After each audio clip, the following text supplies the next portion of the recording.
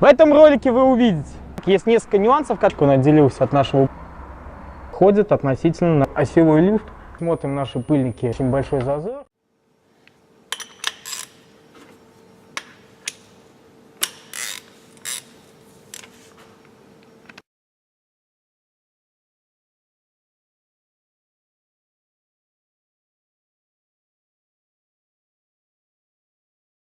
Всем привет, друзья! Сегодня мы покажем, как посмотреть правильно подвеску на полноприводном Дастере.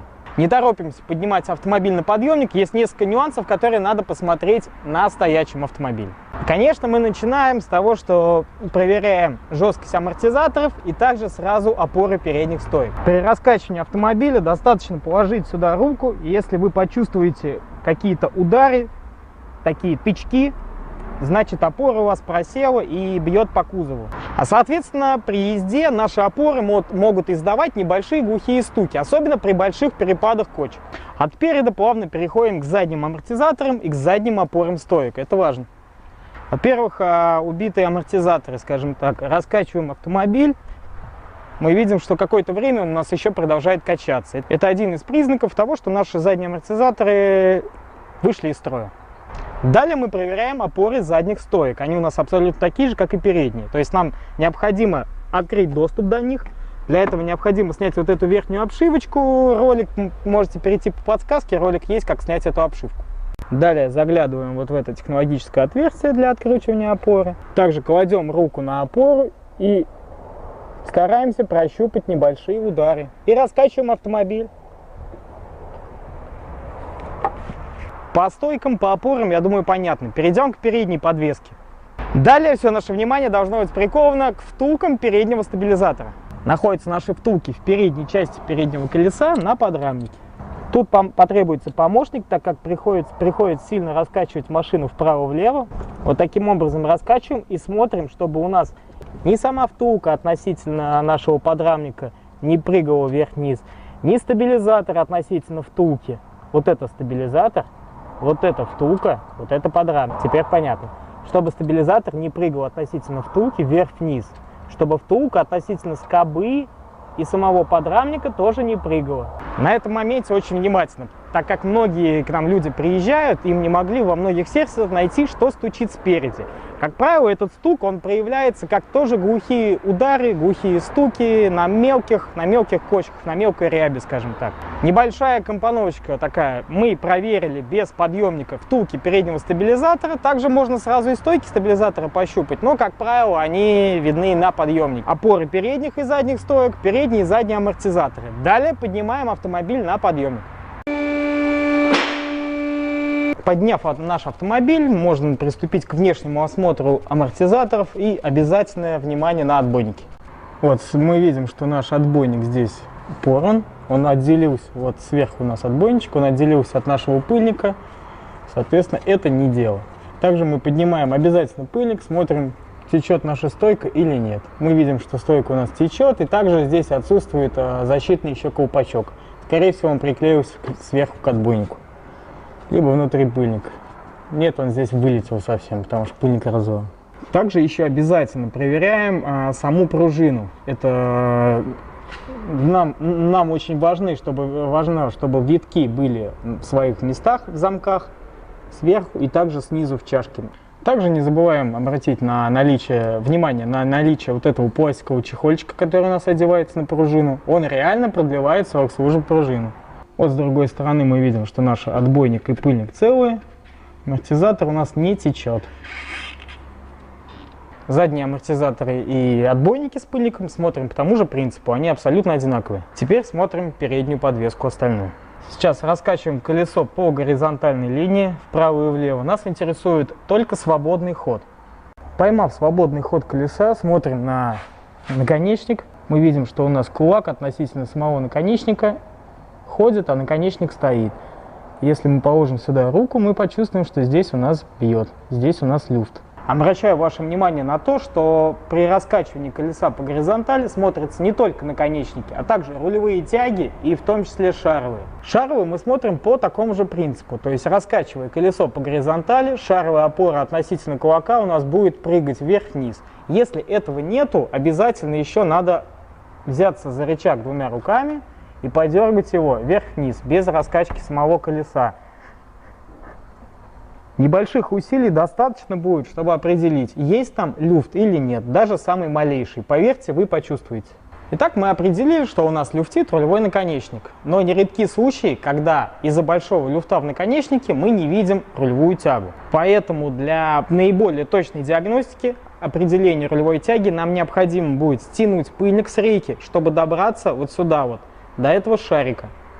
Вот эта часть у нас прикручена к рейке жестко, к валу. А вот эта часть у нас уходит к наконечнику и к поворотному кулаку. В момент раскачивания колеса по горизонтали вправо-влево нам необходимо положить палец сюда, ну, либо заглянуть, если сильный люфт, и мы увидим люфт в шарике относительно вот этой части. То есть вот это относительно это у нас будет вперед-назад немного гулять. Но ни в коем случае не путайте с люфтом в рейке. Если рейка будет немного прыгать, сам вал, даже небольшой люфт, который у нас в принципе допустимый, можно спутать с люфтящей тягой, что очень часто происходит. Особенно, когда кладут палец для диагностики вниз. Получается, что вал ходит вверх-вниз, и тяга как бы бьет.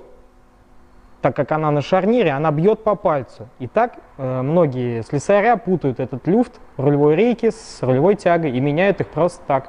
Также попереду нас еще интересуют передние подшипники ступиц. Чтобы локализовать подшипник, можно покачать его по вертикали. Если он очень сильно разбит, то, как в нашем случае, люфт у вас будет.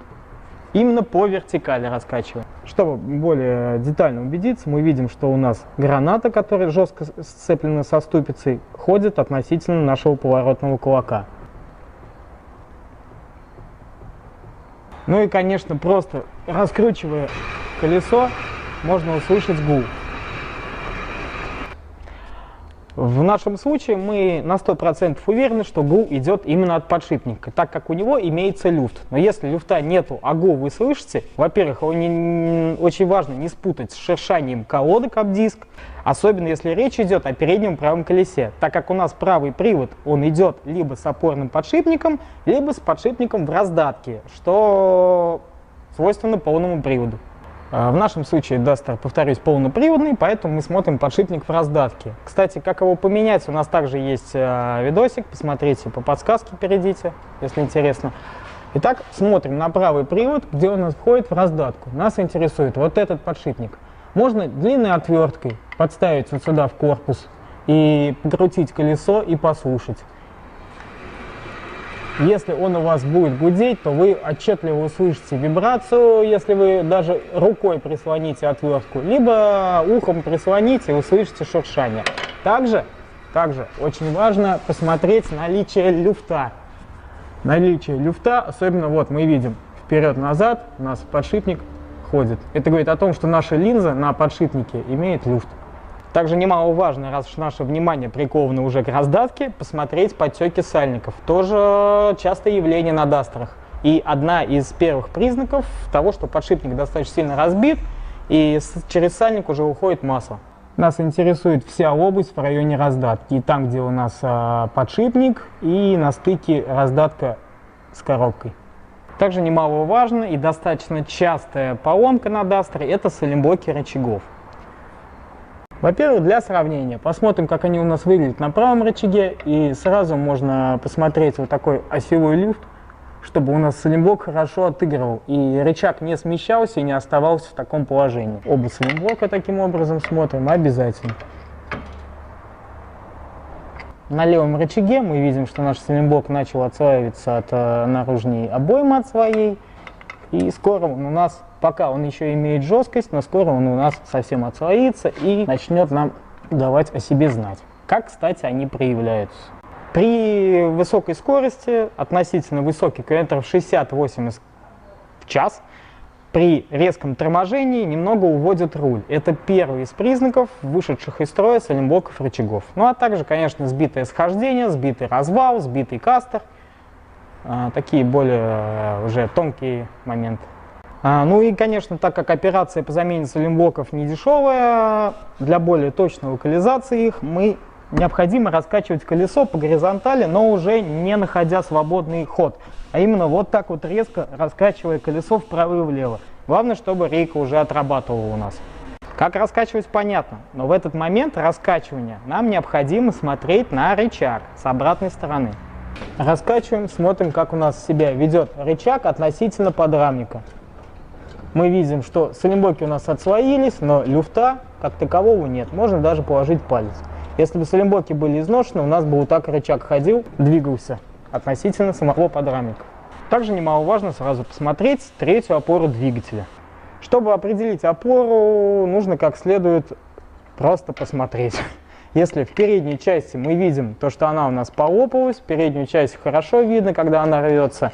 Вот. А чтобы точно локализовать заднюю, нам необходимо будет снять вот этот вот держатель глушителя, который крепится на 3 болтах. Не забываем про тормозные диски и тормозные колодки, смотрим их состояние. Вот если мы заглянем с обратной стороны, даже не снимая колеса, мы увидим, что колодка здесь у нас практически стерлась. Ну и имеется приличная выработка на тормозном диске. То, что у нас ржаво, эта машина просто долго стояла. Далее у нас по списку стойки стабилизатора. По списку, но не по важности. Мы их могли увидеть еще на стоящем автомобиле, когда раскачивали его очень сильно, по бокам именно, вправо-влево. Но можно посмотреть и на вывешенной машине. Нас интересуют вот эти вот места, шаровые соединения стойки стабилизатора к самому стабилизатору и к амортизатору. Раскачиваем вперед-назад относительно стабилизатора. Они должны работать плавно, без каких-либо ударов. То есть любые стуки можно почувствовать. Также можно взять за сам стабилизатор и раскачивать вот в таком направлении. Я думаю, видно. Также не забываем смотреть наши пыльники гранат, как наружные, так и внутренние. Тут достаточно просто визуальный контроль. Так, друзья мои, по передку мы более-менее все рассказали. Конечно, есть еще небольшие нюансы. Скажем так, если вы определили подшипники, обязательно смотрим, кривые ли у вас колесные диски, состояние покрышек, как часто, вообще, как давно балансировались колеса. Вот. Про рулевую рейку я не стал рассказывать, так как это планируем отдельный ролик. Как определить, когда она стучит, как с этим бороться и так далее. Обязательно смотрим наличие всех подтеков.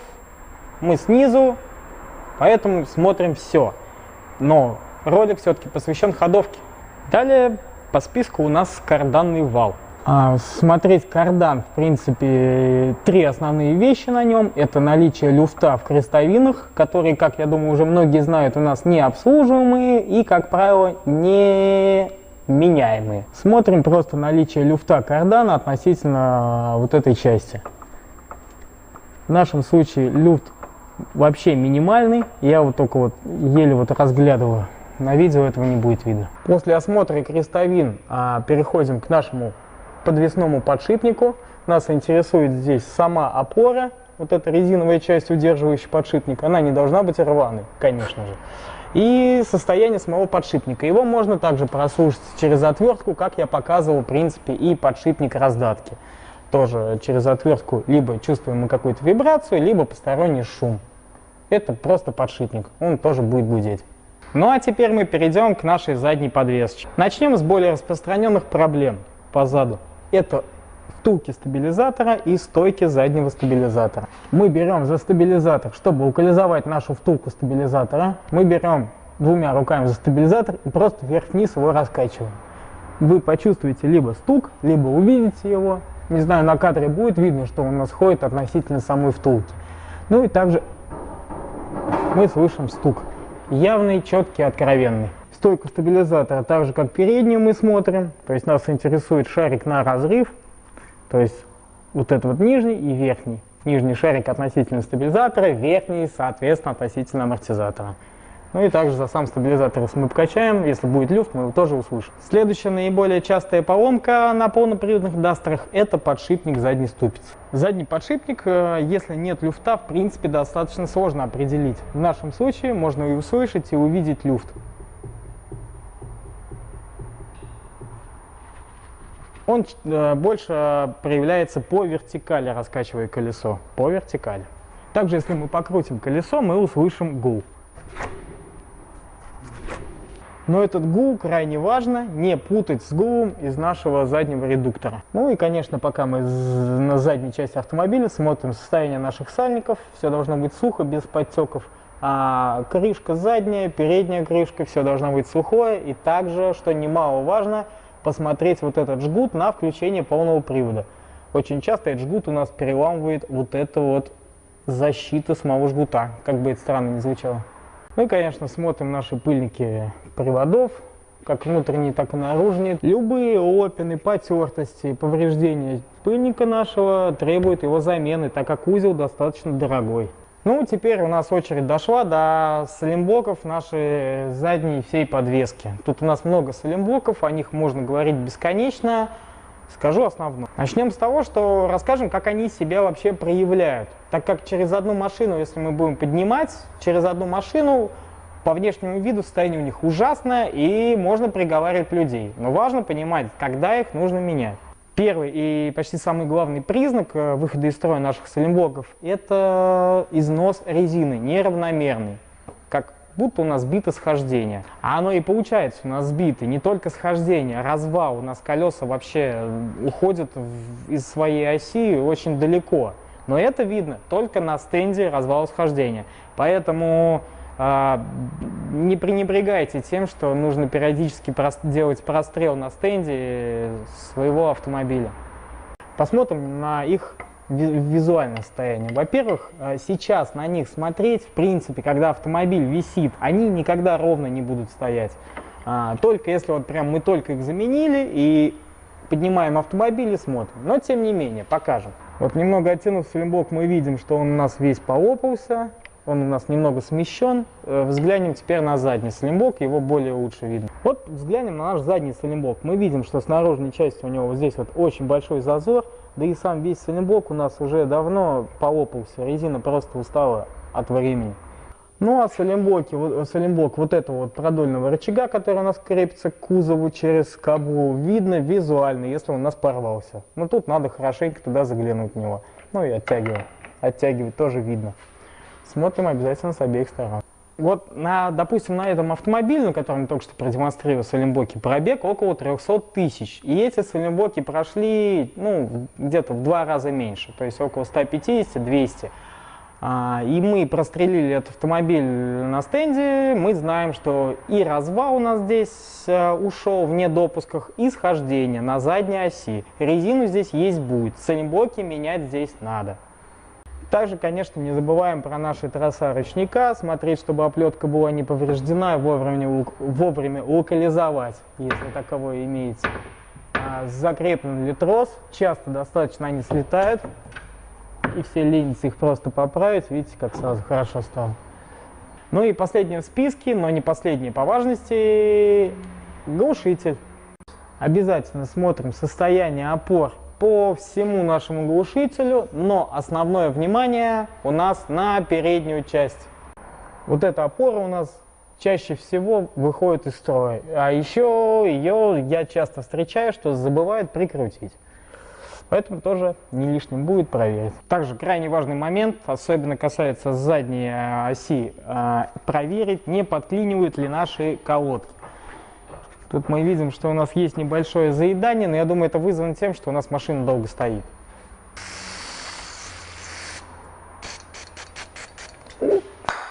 Друзья мои, обязательно подписывайтесь на канал, ставьте лайки, бейте в колокольчик, чтобы ничего не пропускать. Ну и пишите комментарии, кто как смотрел подвеску, какие.